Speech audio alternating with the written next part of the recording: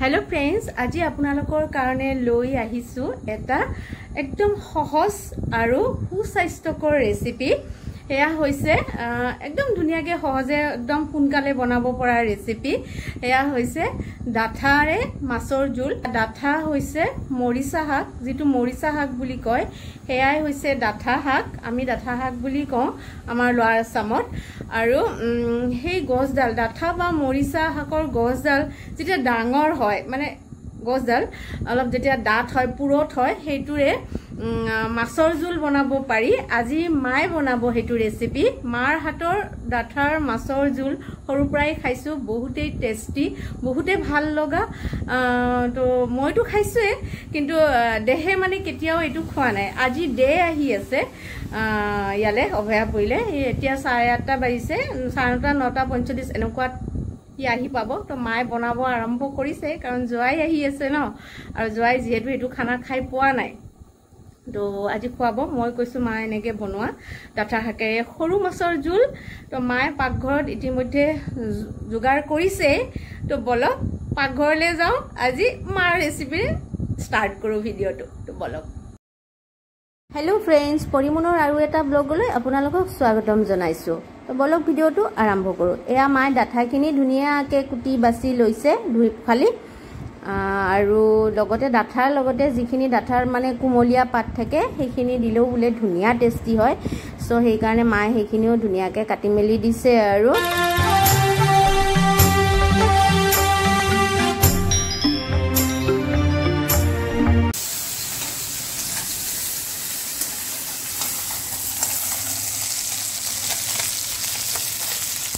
ইয়া আহি পালো মাৰ পাকঘৰত। মা ৰেডি হৈছে? গোটেইখিনি ৰেডি কৰি থৈছা? আজি কি বনাবি? ডাঠা দি মাছৰ চৰচৰি বনাম। ডাঠা দি মাছৰ চৰচৰি।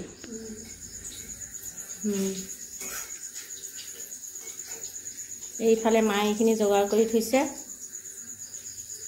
মায়ে ধুনীয়াই বনায়।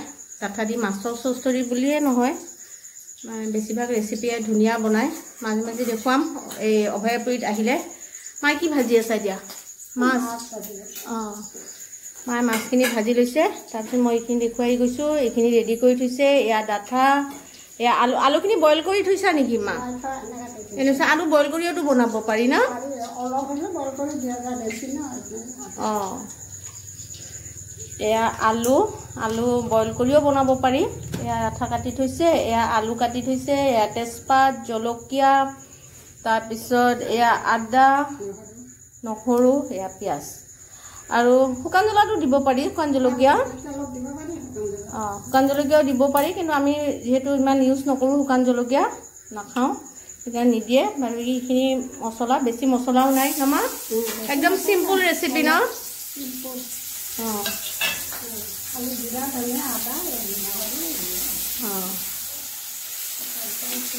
এইখিনি পিঁয়াজখিনি দিছে। এয়া তেলত দিছে মায়ে পিঁয়াজ, তেজপাত আৰু কেঁচা জলকীয়াখিনি তেলতে দি দিছে। আৰু এয়া দিছে পাঁচফোৰণ, অকণমান বেছি নহয়। পিঁয়াজ কেইটা দিছা মা? এটা দিছোঁ। পিঁয়াজ এটা ন? আমি বেছি মানুহ নহয়, 4জনৰ কাৰণেহে এটা পিঁয়াজে হৈ যায়। বেছি মানুহৰ কাৰণে হ'লে অলপ বেছি দিব লাগিব পিঁয়াজ।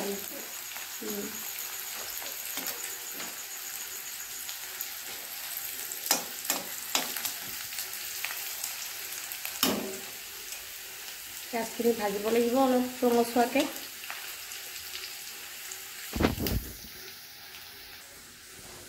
এয়া আদা নহৰু মায়ে তেলত নিদিয়ে, কিন্তু তেলত দিওতো বনাব পাৰি, ভাজি পেলাই পাৰি, কিন্তু বেছি হেল্ডি নহ'ব। যিহেতু মানে আজি মাছৰ জোলটো হেল্ডি মাছৰ জোল হৈ আছে, সেইকাৰণে এয়া আদা নহৰু তেলত নিদিয়ে।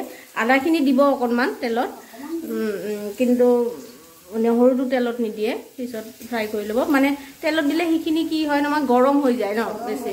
বেছি গৰম হৈ যায় মছলাটো তেলত দি দিলে। এতিয়া অকণমান আদা তেলত দিছে। আদাটো তেলত দিব পাৰি, কিন্তু নহৰুটো তেলত দিলে গৰম হৈ যায়। এয়া দিছে প্ৰথমতে আলুখিনি।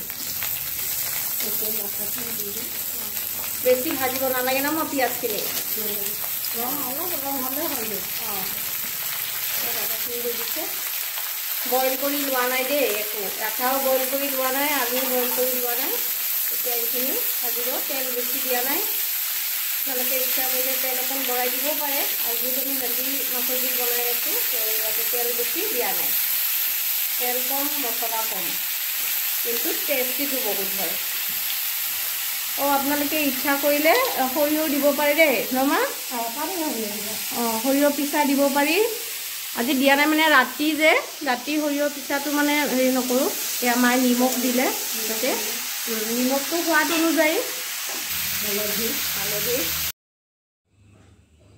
এতিয়া ইয়াতে অকণমান পানী দি পেলাই এইখিনি 6 মিনিটমানৰ কাৰণে ঢাকি থৈ দিব লাগিব এতিয়া ভাজিব নালাগে অকণমান সিজিলে তাৰপিছতহে মছলা দি পেলাই ভাজিব লাগিব এয়া 6 মিনিট হৈছে এতিয়া মায়ে ঢাকনি উঠাব ঢাকনি উঠাইছে সিজিছে না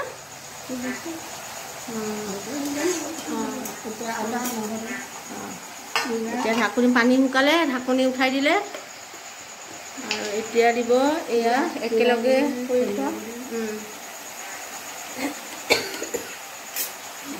ধনিয়া গুড়ি 1 চামুচ নহৰু 1 চামুচ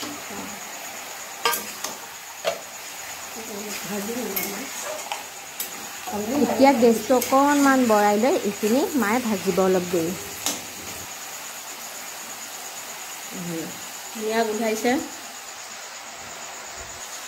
ধুনীয়া গোন্ধাইছে তাৰমানে এইখিনি ধুনীয়াকৈ ভাত খাই গৈছে এতিয়া জোখৰকৈ যিমানখিনি জোল লাগে সিমানখিনি মানে গৰম পানী দি পেলাই পানীখিনি উতলাৰ পিছত মায়ে ইয়াতে মাছ দি দিলে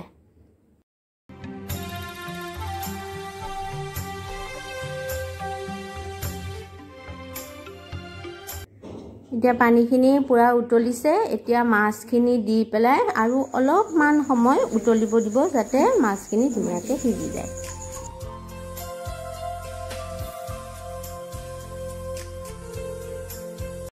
এয়া আমাৰ মাছৰ জোল বা ডাঠাৰ চচ্চৰি ৰেডি এতিয়া বাজিছে 10টা আৰু ধাৰাসাৰে বৰষুণ দি আছে আৰু এয়া আহি পাই গ'ল আমাৰ ডে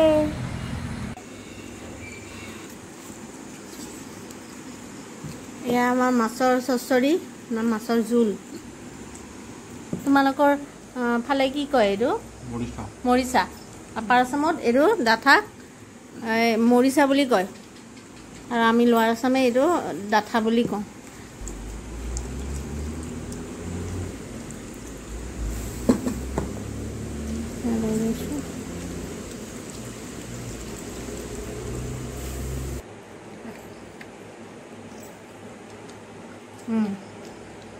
বহুত টেষ্টি খালা ন খাইছো বিৰাট ভাল লাগিছে ভাল হৈছে আমি খাই লওঁ ভাত আৰু কোনো নতুন ভিডিঅ' এটা লৈ আপোনালোকৰ ওচৰলৈ আহিম তেতিয়ালৈকে ভালে থাকক সুস্থ থাকক বাই বাই